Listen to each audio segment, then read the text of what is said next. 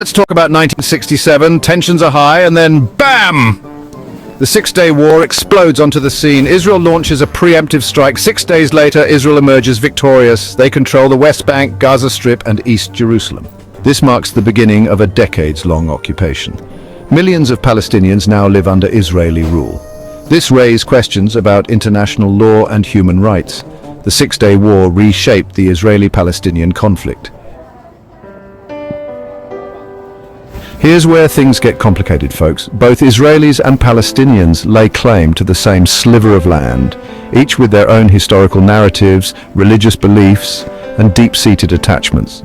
It's like a messy family feud, except instead of arguing over grandma's china, it's, well, an entire homeland. Israel's claim rests on a combination of historical and religious connections to the land. They point to ancient kingdoms, biblical prophecies, and archaeological evidence as proof of their ancestral ties. The Holocaust, with its horrors and the desperate need for a Jewish state, adds another layer of complexity. Palestinians, on the other hand, argue that they are the indigenous people of the land, with centuries of continuous presence. They see the occupation as a continuation of their dispossession, starting with the creation of Israel in 1948. For them, it's about self-determination, justice, and the right to a homeland. So, what does the rest of the world have to say about all this? Well, the international community, by and large, isn't exactly thrilled with Israel's occupation. See, there are these pesky things called international laws and conventions, and they tend to frown upon things like acquiring territory by force and denying people their fundamental rights. The UN, for its part, has been vocal in its criticism of the occupation. They've passed numerous resolutions condemning Israeli settlements, calling for an end to the occupation, and affirming the Palestinians' right to self-determination. But here's the catch. Resolutions are basically like strongly worded letters. They lack any real teeth to enforce anything. And then there's the issue of the United States.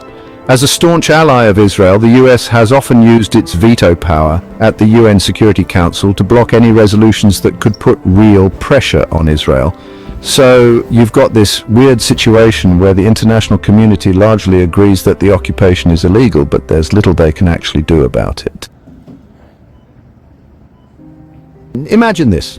You wake up every morning and you need permission to travel to work.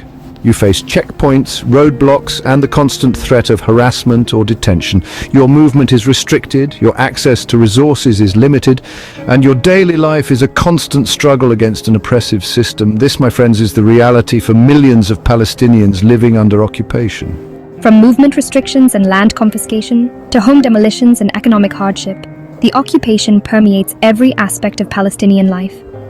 It's like a heavy weight on their shoulders, suffocating their dreams and aspirations. Palestinians in the West Bank live in a fragmented territory divided by Israeli settlements and bypass roads. They face a complex system of permits and restrictions that govern their movement, making even the simplest tasks a bureaucratic nightmare. And let's not forget the separation wall, a towering concrete barrier that cuts through Palestinian land, separating families, communities, and livelihoods.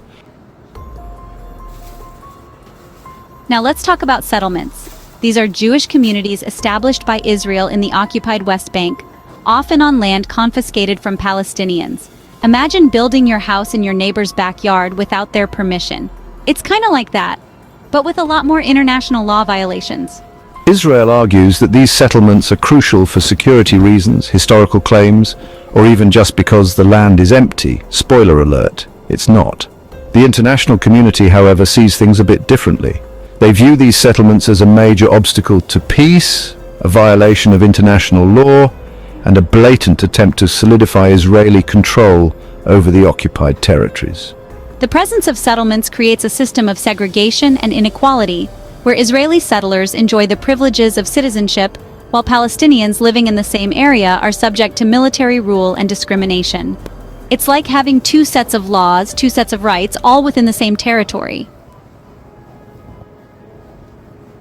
Over the years, there have been countless attempts to broker peace between Israelis and Palestinians. Politicians have jetted back and forth. Diplomats have burned the midnight oil, and agreements have been signed with great fanfare. But guess what? peace remains as elusive as ever. It's like trying to solve a Rubik's Cube while riding a unicycle on a tightrope, difficult to say the least. One of the biggest stumbling blocks has been the issue of settlements. Remember those illegal Jewish communities we talked about? Yeah, those. The Palestinians see them as a deal breaker, while Israel is reluctant to dismantle them. It's a classic case of what's mine is mine and what's yours is negotiable. Then there's the question of Jerusalem. Both sides claim it as their capital, and it's hard to divide a city that's considered holy by three major religions. It's like trying to split a delicious pizza evenly among three very hungry people. Someone's going to feel cheated. The Israeli-Palestinian conflict, with its occupation, settlements and human rights violations, has drawn comparisons to other historical injustices. Some people see parallels with apartheid-era South Africa, where a system of racial segregation and discrimination was enforced. Others point to China's control over Tibet, with its suppression of Tibetan culture and identity.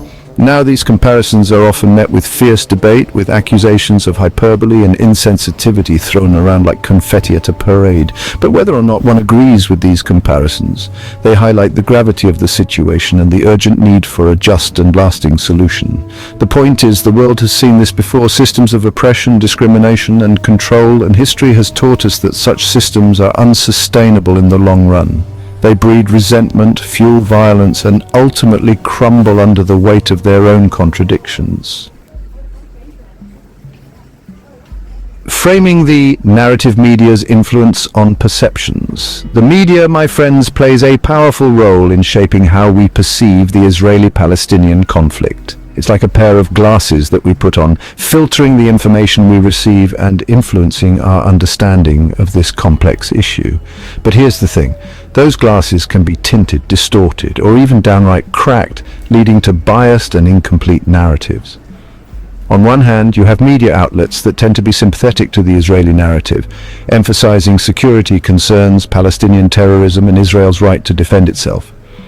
On the other hand, you have outlets that are more critical of Israel, highlighting the plight of Palestinians, the injustices of the occupation, and the need for Palestinian self-determination. The problem is, both sides often cherry-pick facts, present information out of context, and demonize the other, creating a polarized and oversimplified view of the conflict.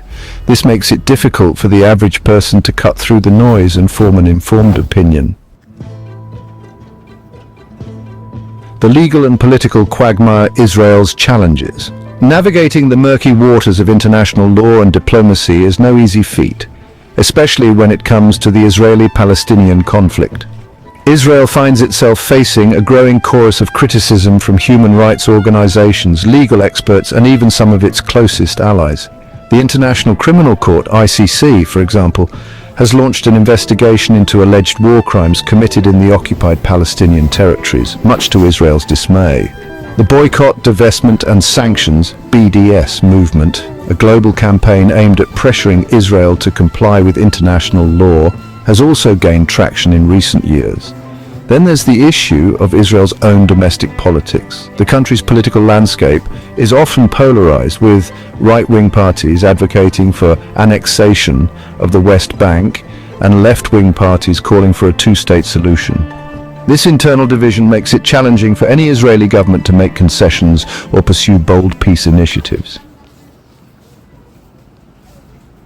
A helping hand: the role of international aid. International aid, in theory, is supposed to provide a lifeline to those in need, alleviating suffering and promoting development, but in the context of the Israeli-Palestinian conflict, it's a bit more complicated than that. On one hand, aid organizations provide essential services to Palestinians, from healthcare and education to food security and infrastructure development. They play a vital role in filling the gaps left by the Palestinian Authority's limited capacity and the Israeli occupation's restrictions. On the other hand, some argue that international aid inadvertently perpetuates the occupation by propping up a failing Palestinian economy and reducing the pressure on Israel to end its control. They argue that aid should be conditional on Israel making progress towards a political solution. Charting a path forward, exploring potential solutions. So, what's the answer to this seemingly intractable conflict? Let's explore some of the options on the table. The two-state solution envisions two states for two peoples living side by side in peace and security. Sounds great on paper, right? Then there's the one-state solution proposing a single binational state with equal rights for all. Any lasting solution requires difficult compromises and moving beyond violence.